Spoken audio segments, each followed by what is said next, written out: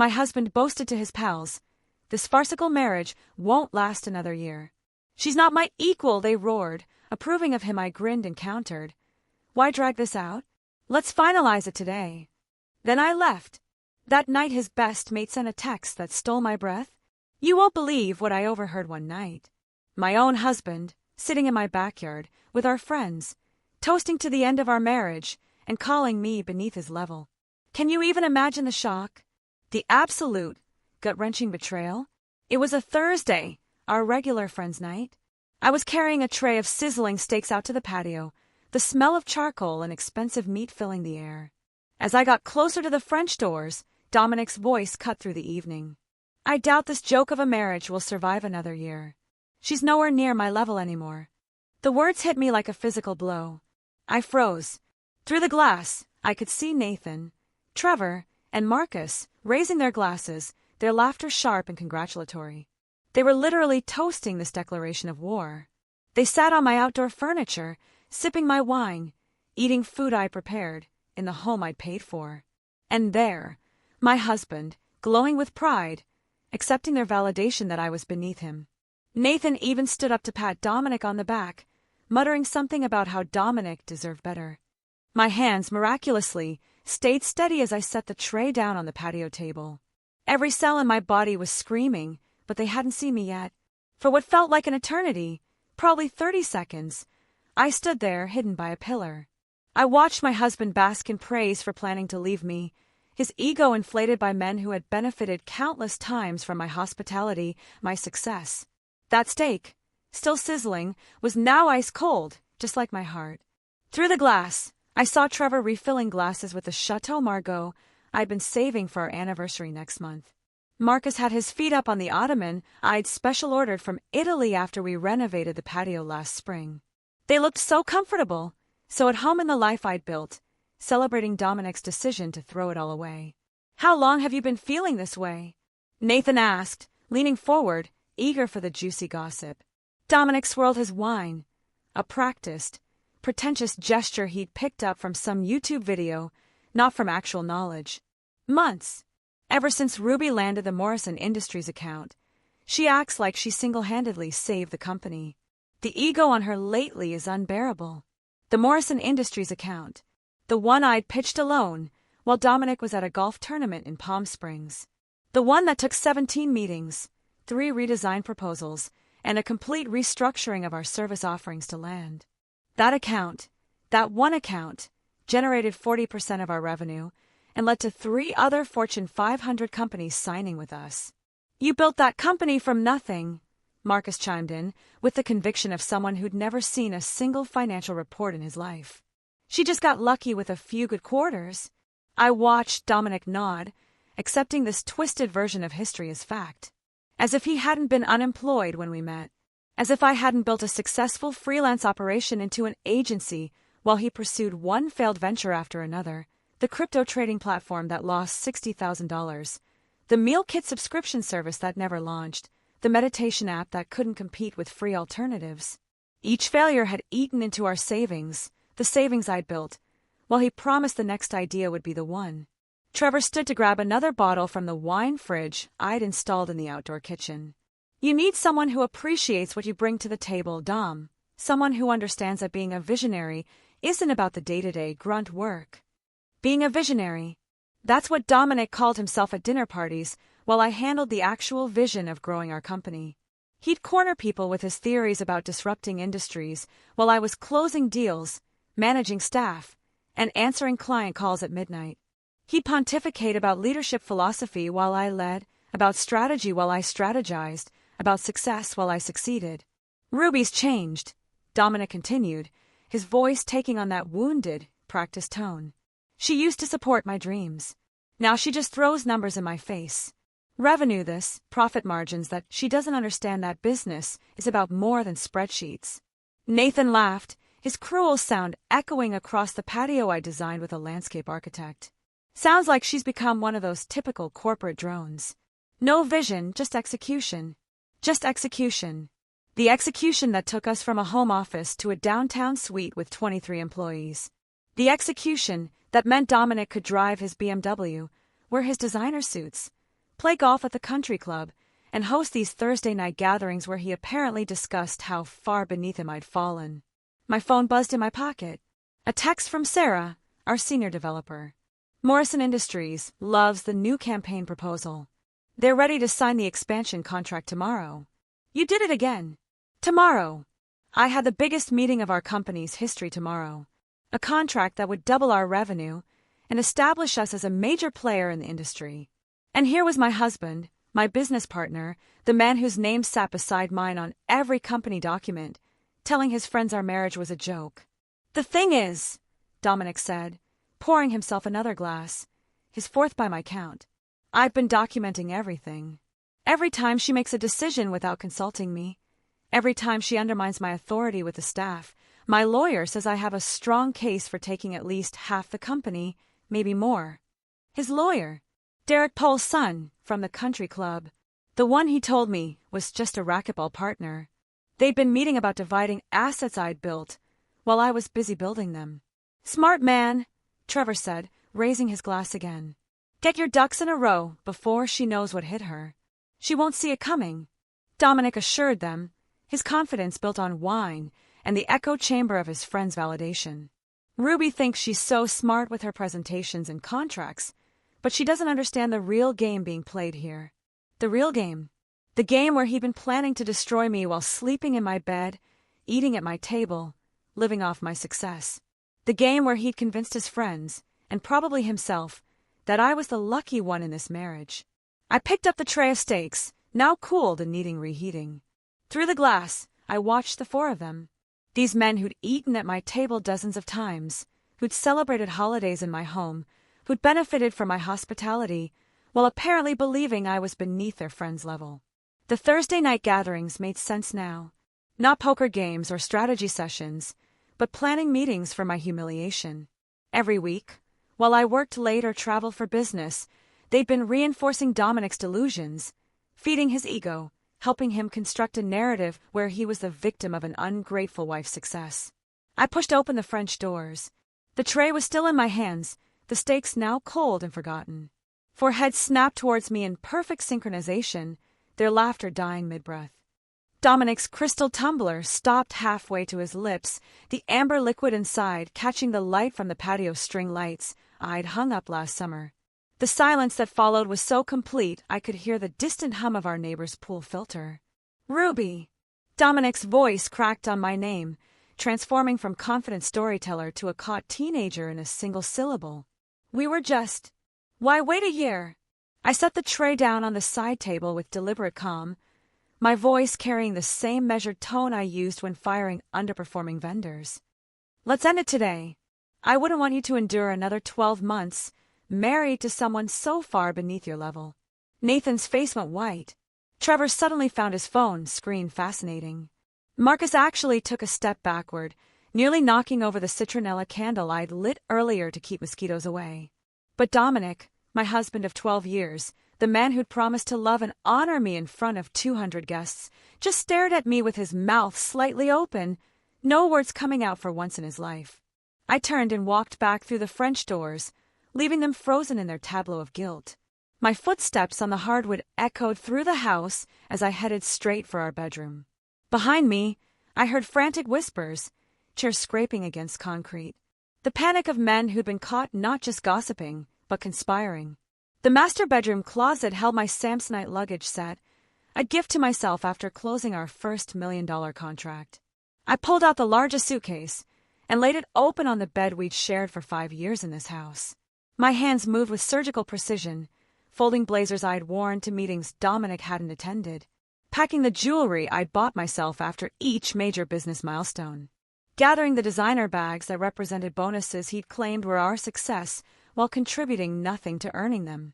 From the bathroom, I collected my skincare routine, the expensive serums and creams I'd invested in, because taking care of myself was one of the few things I could control while managing a business and a marriage to someone who resented my success.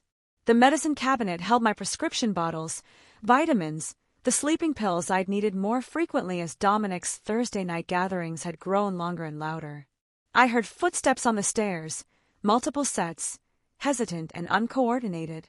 They were coming up like children approaching a parent they disappointed, unsure whether they'd face rage or disappointment or something worse, indifference. "Ruby, please, can we talk about this?" Dominic appeared in the bedroom doorway, his carefully styled hair now disheveled from running his hands through it. Behind him, I could see Nathan hovering in the hallway, his face a mix of guilt and something else. Relief, maybe? "There's nothing to talk about." I zipped my toiletry bag closed and placed it in the suitcase. "You've made your position very clear. I'm beneath you. Our marriage is a joke. You've been meeting with Derek Pohl's son about divorce proceedings. What exactly would you like to discuss?" The color drained from his face at the mention of Derek. "How did you know about my lawyer?" I pulled my laptop bag from the closet, the one containing every password, every client contact, every piece of intellectual property I developed for our company. "The same way I know about the separate bank account you opened in January. The same way I know you've been telling potential investors that I'm emotionally unstable and hurting the company with my ego." Nathan stepped into view behind Dominic, and something in his expression made everything click into place. The guilt wasn't just about tonight. It was deeper, older, carrying the weight of extended betrayal. "It was you," I said, looking directly at Nathan. "You sent me that anonymous message an hour ago. Check your husband's Thursday night meetings. You need to know what he's saying about you." Dominic spun around to face his best friend, his face contorting with a rage I'd never seen directed at anyone but me. "You warned her." Nathan straightened his shoulders, and for the first time since I'd known him, he looked like an adult rather than an overgrown fraternity brother. "I've been sending her screenshots for 3 weeks, Dom. Every message in our group chat where you talked about hiding assets. Every discussion about Project Gaslight. Every time you bragged about how you were going to take half of everything Ruby built while painting her as the villain. Project Gaslight." I laughed, but there was no humor in it. "You actually named it like it was some kind of military operation instead of just destroying your wife's reputation." Trevor and Marcus had crept up the stairs, drawn by the drama they'd helped create. They stood in the hallway like actors who'd forgotten their lines, their earlier bravado evaporated in the face of real consequences. "The Thursday night gatherings," Nathan continued, his voice gaining strength, "were never about poker. They were planning sessions. Dom would tell us his latest strategy for documenting your supposed instability. Taking photos of you working late to prove you were neglecting the marriage, recording conversations out of context, building a case that you were the problem while he was the long-suffering husband trying to hold everything together." I folded my last dress, the red one I'd worn to the company Christmas party, where Dominic had given a speech about partnership and shared success, while I knew he'd contributed nothing to our quarterly numbers. "And you all just went along with it." "We thought." Marcus started, then stopped, realizing there was no acceptable way to finish that sentence. "You thought what?" I faced them all. These men who'd eaten at my table, whose birthdays I'd remembered, whose wives I'd consoled through their own marital problems. That it was funny, that it was justified, that I deserved to be destroyed because I had the audacity to be successful. Silence filled the bedroom, heavy and suffocating. Dominic's hands clenched and unclenched at his sides, his jaw working as he searched for words that might salvage the situation. But we both knew there weren't any. You couldn't unsay what I'd heard. You couldn't undo 3 months of planning my destruction. You couldn't take back. "She's nowhere near my level," when the evidence of whose level was who stood all around us, in the house I'd bought with the money I'd earned. I closed the bedroom door behind me with a soft click that felt louder than any slam could have been. My suitcase wheels whispered against the hallway carpet as I passed the gallery wall of our wedding photos, each frame a monument to promises that had apparently meant nothing to Dominic. Behind the door, I could hear raised voices. Dominic turning his fury on Nathan, the very friend who'd finally grown a conscience after 3 months of complicity. The elevator in our building moved with excruciating slowness, giving me too much time to think about what I was leaving behind. Not just the house or the marriage, but the version of myself who'd believed love meant endless compromise, who'd minimized her own achievements to protect a fragile ego, who'd paid bills while pretending not to notice her husband plotting her downfall with his Thursday night conspirators. The Marriott downtown blazed against the evening sky, its glass facade reflecting the city I'd conquered one client at a time while Dominic played pretend. I walked through the lobby with my shoulders straight, refusing to look like a woman fleeing her home. The desk clerk, a young woman with kind eyes and a professional smile, didn't ask questions when I requested an executive suite for a week. Paying with a credit card Dominic didn't know existed. My emergency fund, built from bonuses I'd never mentioned, because I'd learned years ago that financial independence was oxygen in a suffocating marriage. The suite on the 23rd floor overlooked the business district, where tomorrow I'd still have to face the Morrison Industries executives, pretending my life hadn't just imploded. Floor-to-ceiling windows framed the city lights beginning to twinkle as evening settled over downtown. The space was sterile and perfect. No memories embedded in the furniture. No ghosts of better times haunting the corners. No trace of 18-year scotch or false laughter. My phone had been vibrating continuously since I'd left the house. Dominic's name appeared again and again on the screen. The messages progressing through predictable stages. First, the anger. You're being dramatic. Get back here now. Then the manipulation. You misunderstood everything. We need to talk. The false apology. I didn't mean it the way it sounded. And finally, the threats. You're destroying our company with this stunt. The investors will pull out if they hear about this.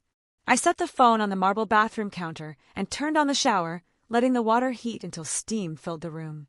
Standing under the rainfall shower head, water cascading over me with a pressure our home shower had never achieved, I finally let myself feel the full weight of what had happened. 12 years.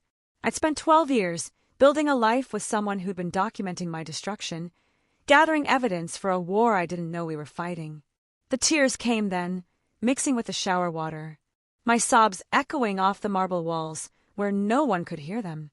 I stayed under that water until it ran cold, until my skin was pruny and my eyes were swollen, until I'd cried out not just the betrayal, but the humiliation of not seeing it sooner. All those Thursday nights when I prepared food for his gatherings. All those mornings when I'd kissed him goodbye before heading to meetings he claimed to support. All those presentations where he'd stood beside me taking credit for work he'd never done. I'd been performing in a play where everyone knew the ending except me. By the time I emerged from the bathroom, wrapped in the hotel's plush robe, the sun had fully set. The city below looked different from this height. Smaller, manageable, like a problem that could be solved with the right strategy. I ordered room service, not because I was hungry, but because I needed to remember how to take care of myself without considering someone else's preferences. Salmon, not steak. Pinot Grigio, not bourbon. A chocolate soufflé, because Dominic had always called dessert unnecessary calories, and I'd forgotten what it felt like to be unnecessary. Patricia Winters answered her phone on the second ring, even though it was past 9 o'clock. Her voice carried the authority of someone who'd been waiting for this call. I've been expecting to hear from you, Ruby. Nathan Blackstone already sent me an overview of the situation. That stopped me mid-bite of salmon. Nathan contacted you 2 hours ago. He wants to make sure you have everything you need to protect yourself and the company. He's prepared to provide sworn testimony about Dominic's financial manipulation and the conspiracy to manufacture evidence of instability.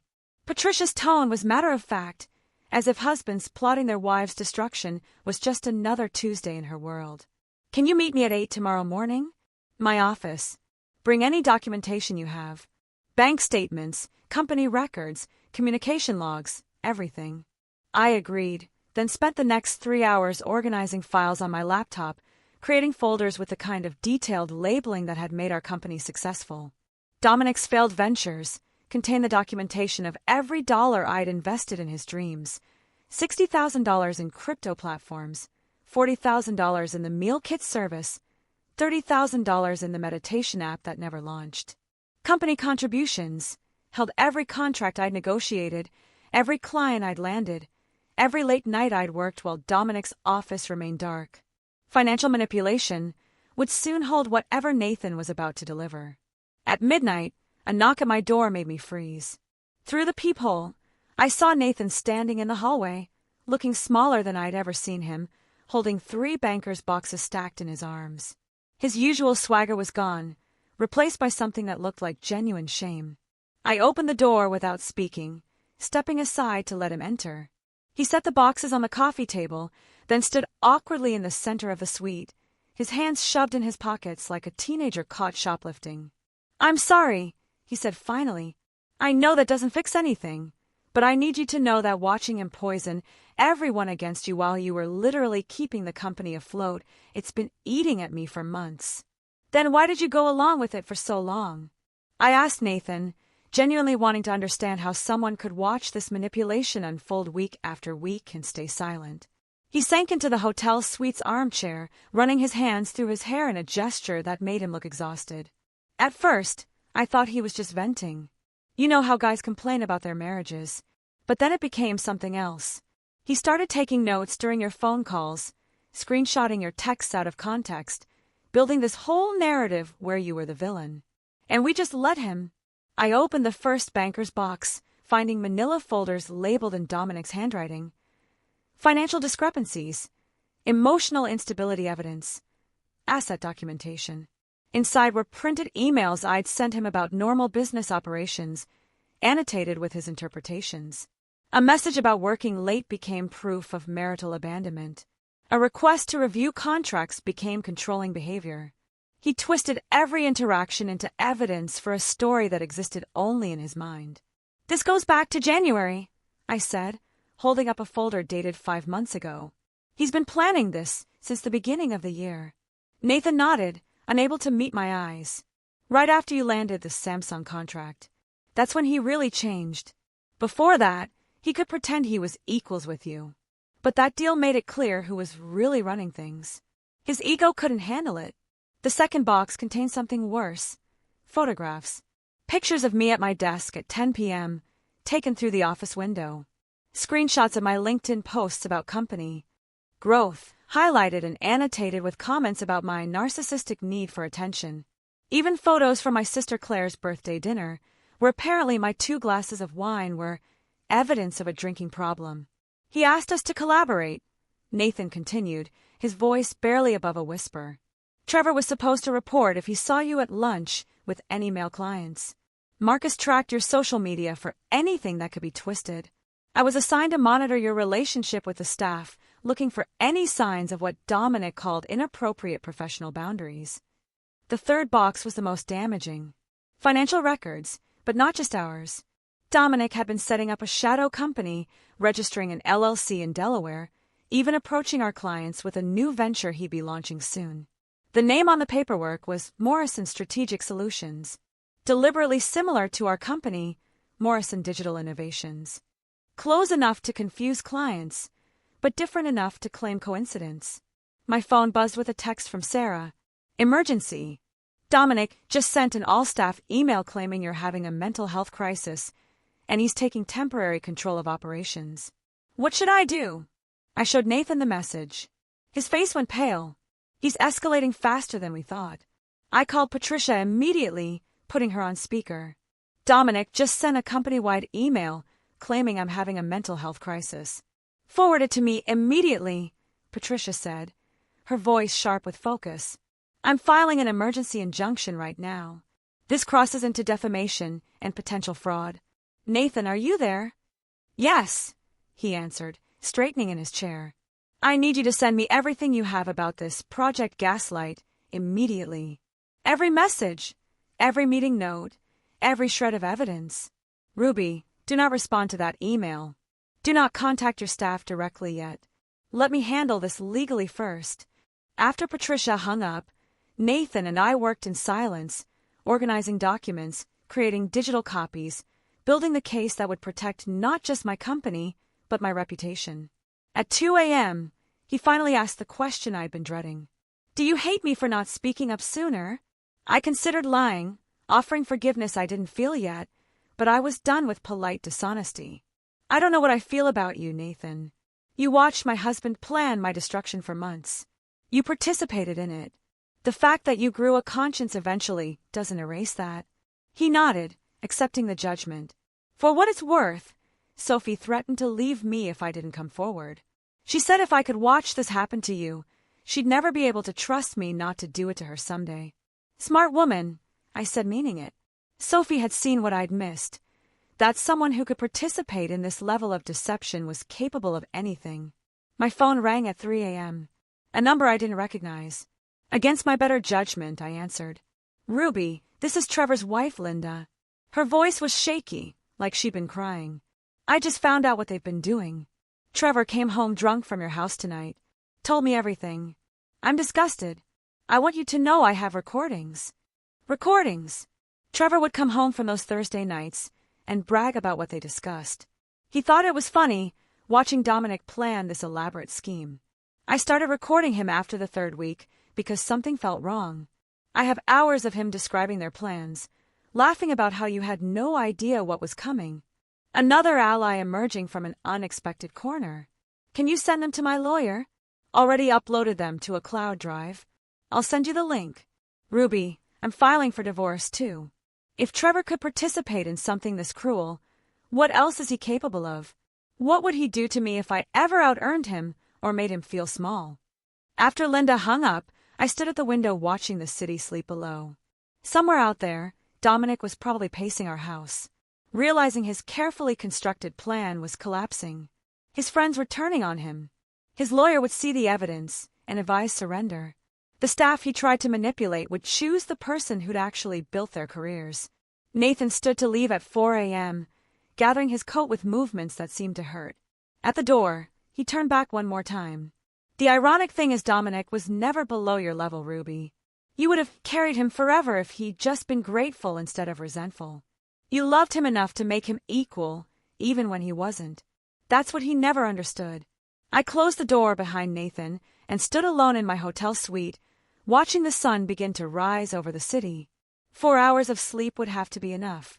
Today's investor meeting would determine not just the future of my company, but whether Dominic's carefully crafted narrative would collapse under the weight of evidence. I showered quickly, chose my sharpest black suit, the one I'd worn when closing the Samsung deal, and applied makeup to hide the exhaustion that threatened to show through. Patricia called as I was leaving the hotel. The emergency injunction went through. Dominic is legally barred from accessing company accounts or making any operational decisions without board approval. He'll receive notice this morning, probably right before the meeting. He's going to be furious. Let him be. Anger makes people sloppy. I've also sent the evidence package to each board member individually. They'll have had time to review it before you all gather. The office building stood against the morning sky like a monument to everything I'd built. I arrived at 6 a.m., using my keycard to enter through the executive entrance. The building was nearly empty, just security and the overnight cleaning crew, who nodded in recognition. They'd seen me here at all hours over the years, unlike Dominic, whose badge rarely registered activity before 10 a.m. Nathan was already in the conference room, arranging printed documents with methodical precision.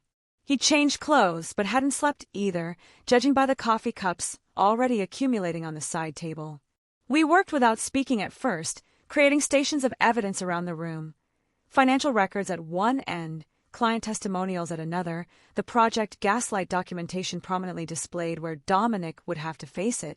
He'll try to spin this as a marital dispute that shouldn't affect business, Nathan said, adjusting the projection screen. That's his opening move. Make it personal, not professional. And when he does, I replied, that's when you show slide 17, his LLC filing for the competing company. Nothing says professional betrayal like trying to poach your own clients while still drawing a salary. Sarah arrived at 8 a.m. with her laptop and a grim expression. Half the staff is ready to testify if needed. The other half is updating their resumes in case this goes badly. It won't go badly, I said with more confidence than I felt. Not for them, anyway. The board members began arriving at 9:03 a.m. Margaret Chin first, her expression unreadable as. She nodded to me before taking her seat. James Harrison from our biggest client account. Technically not a board member, but invited given his company's stake in our stability. 2 other investors, Robert Kim and David L. Conquo, both of whom had questioned Dominic's contributions during previous meetings, only to be met with his deflection and my diplomatic interventions. At 9:05 a.m., Patricia entered and sat beside me. Her presence a clear signal that this was no longer just a business discussion. The legal implications hung in the air like a threat. At exactly 10 a.m., Dominic walked in wearing the Tom Ford suit I'd bought him for our 10th anniversary.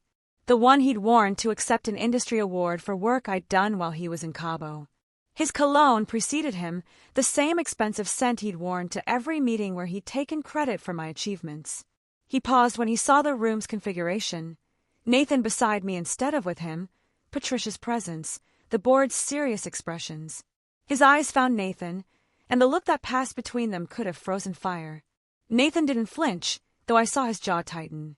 Dominic recovered quickly, his salesman's smile sliding into place as he took his seat. "I appreciate everyone gathering on short notice," Dominic began, pulling out note cards he'd obviously prepared. "I know there have been concerns about recent disruptions to our leadership structure. I want to assure you that despite my wife's current emotional state—" "I'll stop you right there," Margaret Chin interrupted, her voice cutting through his performance like a blade. "We've reviewed the documentation provided by Mrs. Morrison's legal counsel. Your claims about her mental state appear to be not just unfounded, but deliberately fabricated." Dominic's smile flickered. "I understand Ruby has painted a certain picture. The picture was painted by your own messages, Mr. Morrison." David L. Conquo held up a printed screenshot. "This group chat where you discuss Project Gaslight, where you strategize about documenting false evidence of instability. These are your words, are they not?" I clicked to the first slide of my presentation, displaying Dominic's message from 6 weeks ago. "Keep documenting everything. We need to show a pattern of erratic behavior, even if we have to create it." The room went silent. Dominic's face cycled through emotions. Shock that his private messages were exposed, anger at Nathan's betrayal, and finally, the desperate calculation of someone trying to salvage an unsalvageable situation. "Those messages were taken out of context," he tried. "Nathan clearly has his own agenda here." "My agenda," Nathan spoke for the first time, his voice steady, "is making sure the truth is known.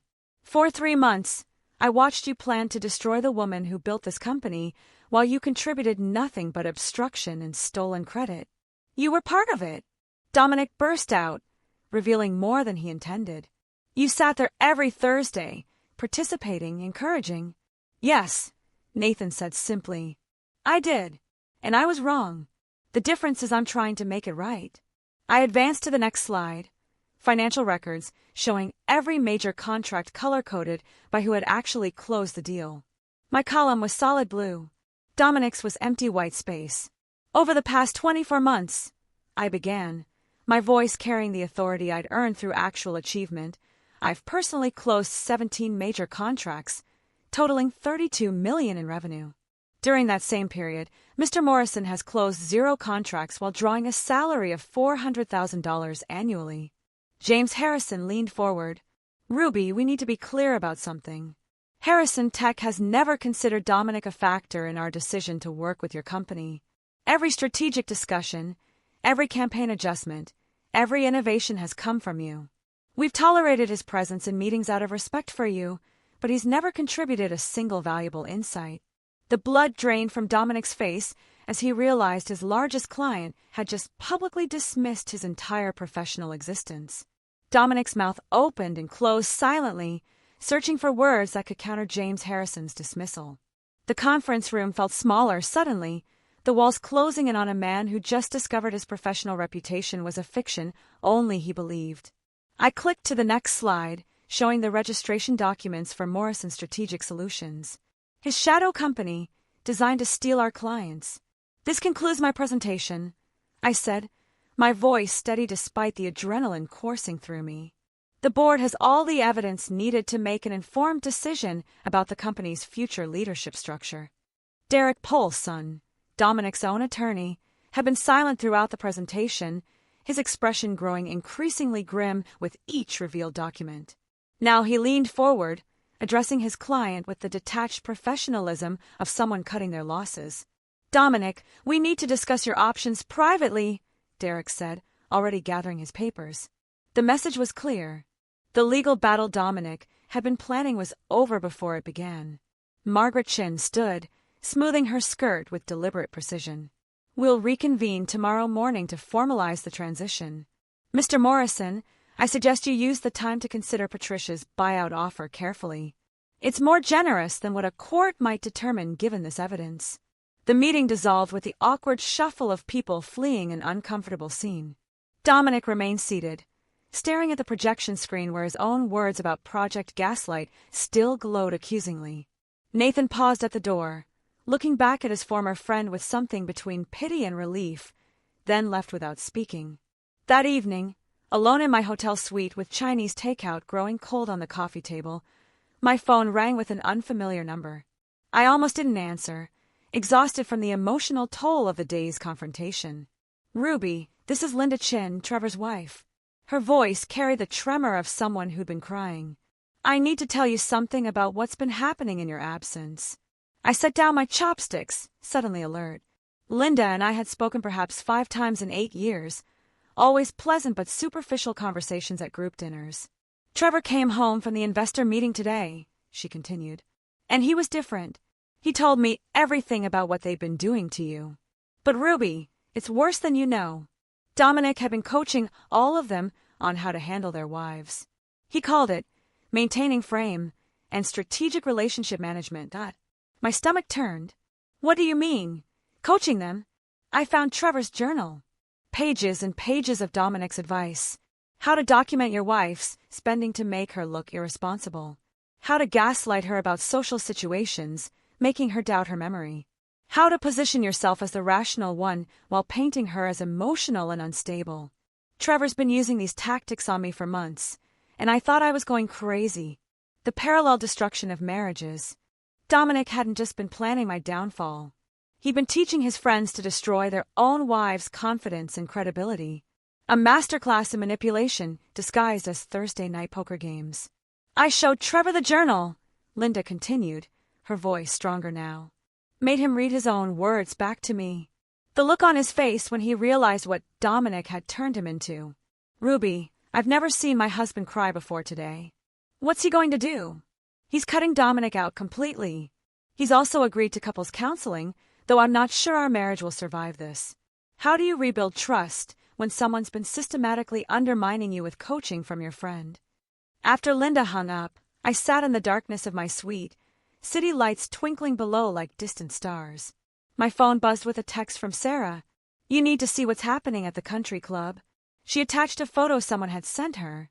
Dominic, disheveled and clearly intoxicated, holding court at the bar with anyone who would listen. Even in the grainy image, you could see the other patrons leaning away. The bartender's expression of professional patience, wearing thin. Barbara Fitzgerald called an hour later. The judge's wife, connected to everyone who mattered in our social circle, a woman who collected information like others collected art. "I was at the club this evening," she said without preamble. "Dominic's been there every day since your separation became public.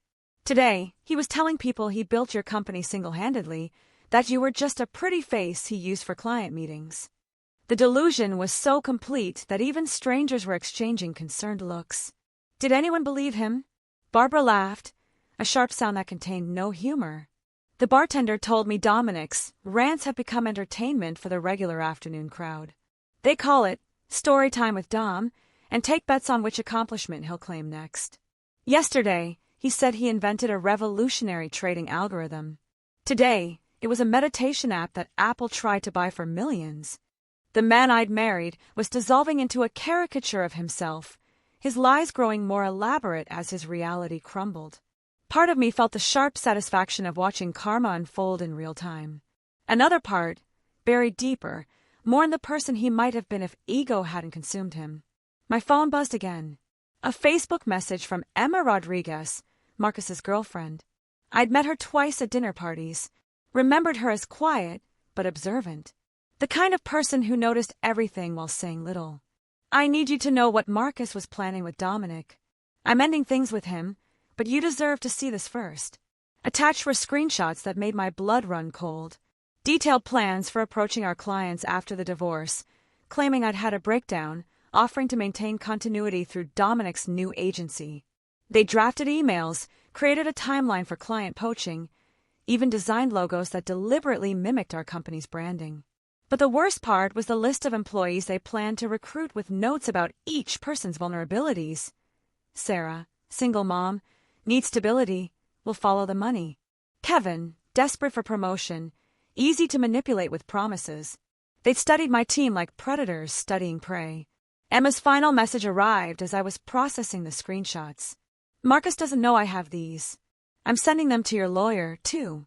No woman should have to deal with this level of betrayal. I'm sorry I didn't speak up sooner. The fumbling attempt at corporate theft would have been pathetic if it wasn't so malicious. I forwarded Emma's screenshots to Patricia immediately, my fingers steady despite the rage burning through my chest. The evidence of planned corporate theft transformed our civil divorce into something potentially criminal. Patricia responded within minutes. This changes everything. We're adding fraud charges to our leverage. He'll have to accept whatever terms we offer now.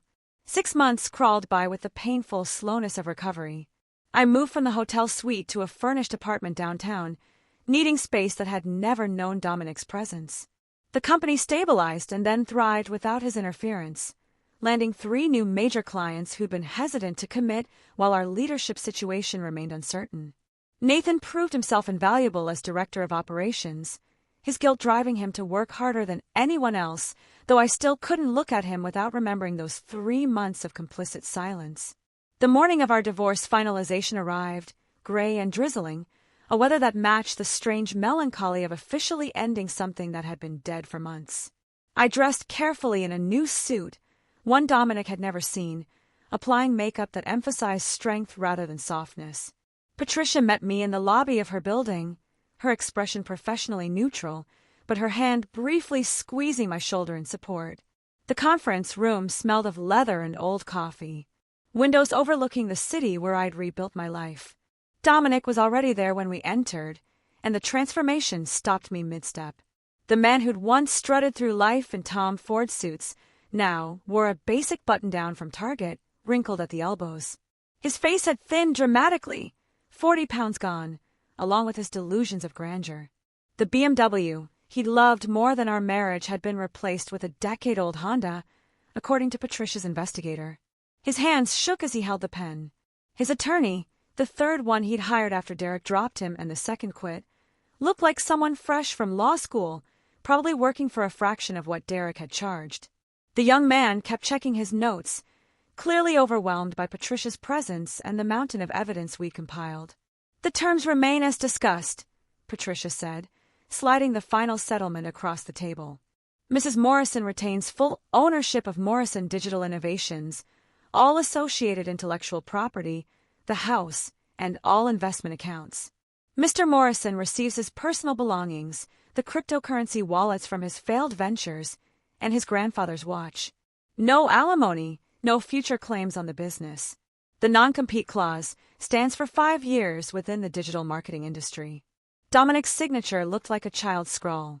Nothing like the confident flourish he'd once used on contracts he hadn't earned. He couldn't meet my eyes, staring instead at the table where his dreams of stealing half my empire had died. When he finally spoke, his voice was barely a whisper. "I know you won't believe me, but I'm sorry." I looked at him, then really looked at him.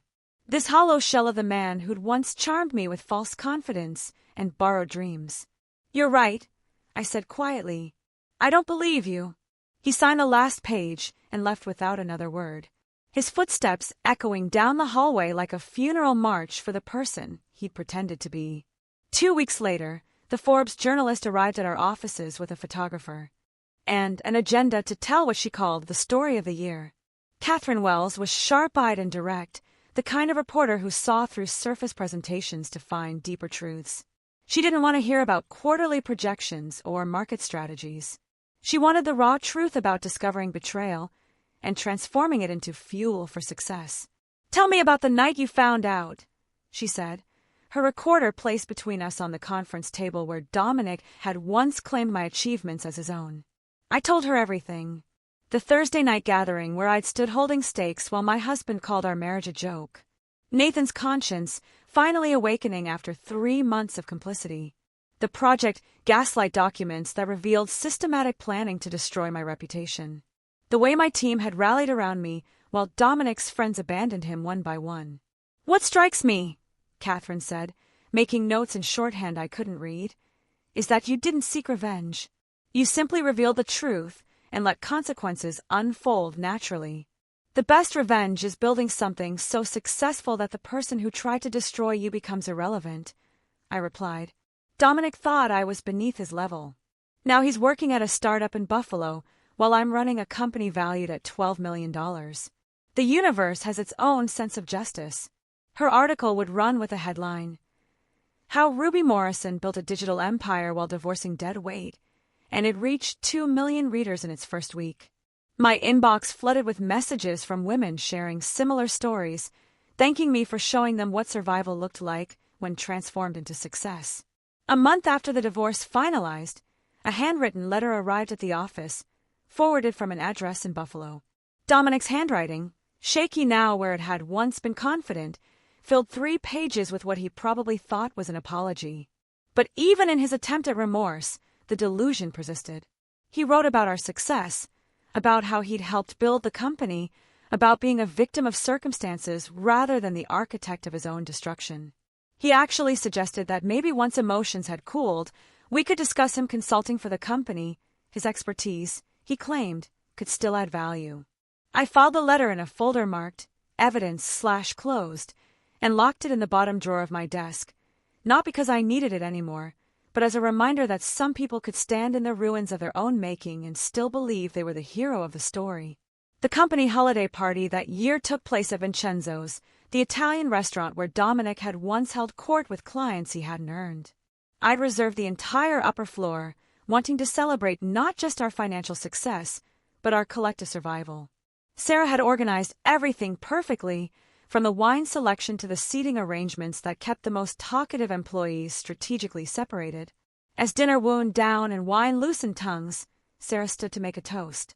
I expected something about quarterly numbers or client wins. Instead, she raised her glass with tears in her eyes. To survival, she said simply, and to leaders who earned their titles instead of stealing them. The toast hung in the air as glasses clinked around the restaurant's upper floor. Then, unexpectedly, our CFO Margaret stood up, her voice wavering with emotion I'd never seen from her in 5 years of working together. "Since we're sharing," she began, gripping her wine glass like an anchor, "my ex-husband convinced me I was terrible with numbers. Me, with a master's degree in accounting. He checked my work, questioned every calculation, make me doubt myself until I nearly quit finance altogether. It took 2 years of therapy after our divorce to realize he was threatened by my salary being higher than his. Kevin, our lead developer, cleared his throat. My college girlfriend used to introduce me as playing with computers when I was building the app that eventually sold to Microsoft. She said real jobs required wearing suits. The stories poured out like water through a broken dam. Every person in that room had been diminished by someone who claimed to love them. We weren't just colleagues anymore. We were survivors of the same war, fought on different battlefields. The evening transformed from a corporate celebration into something deeper. A recognition that Dominic's behavior wasn't unique. Just another verse in an old, tired song that too many of us had been forced to hear. 11 months later, the invitation arrived on cream-colored cardstock with gold lettering. Nathan and Sophie's wedding. I debated attending. The wound of his complicity still tendered despite his eventual help. But Sophie had called personally, her voice warm and genuine. "You saved us both," she'd said. "Nathan from becoming someone I couldn't love, and me from marrying that person." The ceremony took place at a vineyard outside the city. Rows of grapes stretching toward mountains painted purple by the setting sun. I sat 3 rows back, close enough to see, but not so close as to claim a friendship we no longer had. Nathan looked nervous in his navy suit, constantly adjusting his tie until Sophie appeared at the aisle. During the reception, after the traditional toasts from family, Nathan stood unexpectedly, tapping his champagne flute for attention. The tent fell silent, 200 guests turning toward him with expectant smiles. But his eyes found mine across the room, and I knew this speech wasn't for them. "Before I talk about Sophie," he began, his voice carrying the weight of practiced words, "I need to address something. 11 months ago, I participated in something shameful. I watched a friend plan to destroy his wife's reputation and career. And I not only stayed silent, I helped. I took screenshots. I documented conversations. I enabled a man's delusions because it was easier than confronting the truth." The silence in the tent became absolute. Sophie stood beside him, her hand on his arm, her expression proud rather than embarrassed. Ruby Morrison is here tonight, Nathan continued, and head swiveled to find me. She built an empire while her husband planned her downfall. She showed grace when I finally found my conscience at the 11th hour. But the real hero of this story is my wife Sophie, who told me that night that if I didn't warn Ruby immediately, she would leave me.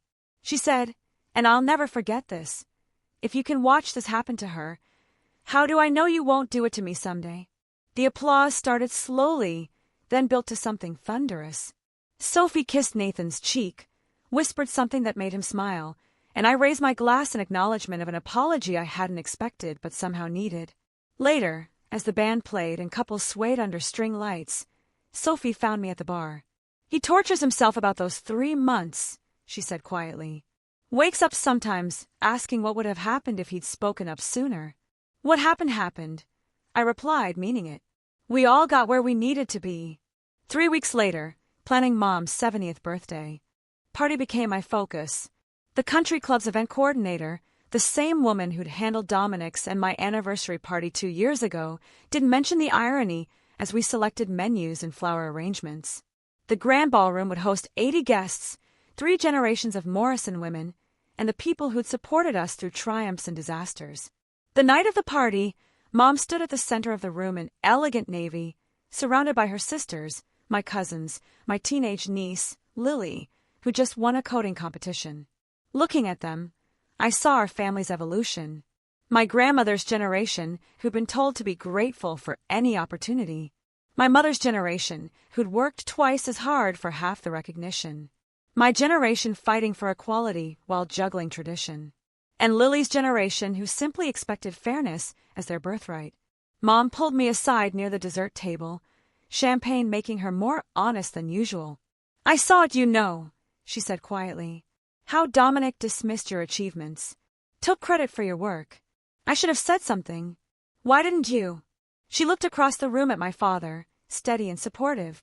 After 45 years, my generation was taught that marriage was private, that interference caused more harm than help. I was wrong.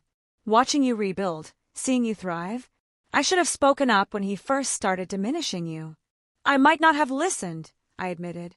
Sometimes we need to discover truth ourselves. Tuesday afternoon, 3 weeks after Mom's party, I was selecting olive oil at Whole Foods when I saw him. Dominic stood in the pasta aisle, comparing prices on generic brands with the focus of someone counting every dollar.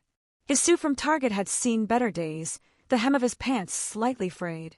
The wedding ring I'd placed on his finger 5 years ago was gone, leaving a pale indent on his tan line. He looked up, our eyes meeting across 15 feet of organic produce and broken promises. For a moment, he started to move toward me, his mouth opening as if to speak. But something in my expression, not hatred, not anger, just complete, utter indifference, stopped him mid-step.